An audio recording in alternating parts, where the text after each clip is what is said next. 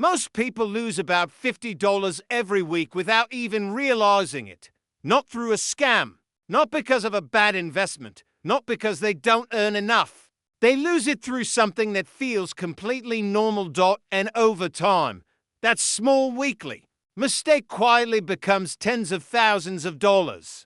If you like learning simple ways to take control of your money and avoid hidden financial traps, consider subscribing, because small financial decisions like this can completely change your future. Now here's the uncomfortable truth. Most people think financial problems come from big mistakes, buying an expensive car, taking a large loan, making a risky investment. But in reality, financial stress usually comes from small repeated habits, habits that feel harmless, habits that barely register in the moment. And one of the most common habits is what I call the $50 weekly leak. Think about your typical week. Maybe it's food delivery. Maybe it's random online shopping. Maybe it's convenience spending, coffee, snacks, upgrades, subscriptions. Each purchase feels tiny. $8 here, $12 there, $15 somewhere else. But when you add them together, many people unknowingly spend about $50 extra every single week. And the danger is not the amount.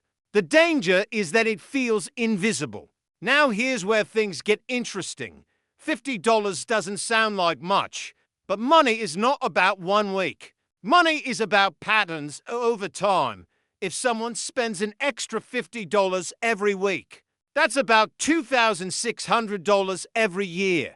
Most people would agree that $2,600 is real money, but the real impact shows up when you zoom out. Imagine that $50 per week wasn't spent. Instead, it was invested, even in something simple like an index fund earning about 8% annually. After 10 years, that weekly $50 habit could become around $38,000.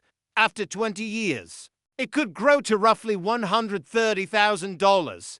After 30 years, it could approach $300,000. That's the power of compound growth. Not because $50 is huge, but because time multiplies small decisions. This is why financial success is rarely about big dramatic moves. It's about consistent small choices. And unfortunately, the same rule works in reverse. Small bad habits compound too. That's how people slowly fall behind financially without realizing it. Now here's the important part. This doesn't mean you should stop enjoying your money. Money exists to improve your life.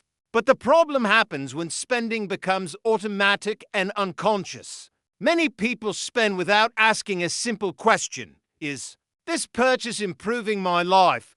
Or is it just convenient? Convenience is expensive. Delivery fees, subscriptions you barely use, impulse online purchases.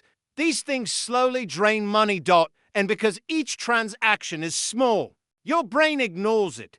Your brain sees $12, not the $2,600 yearly pattern. The goal isn't to eliminate every small purchase. The goal is to be aware of them. Because awareness changes behavior. Once people notice the $50 weekly leak, something interesting happens. They begin making better decisions. Instead of random spending, they start asking, where could this $50 matter more? Maybe it builds an emergency fund. Maybe it goes toward investing. Maybe it helps eliminate debt faster. Maybe it funds a future opportunity.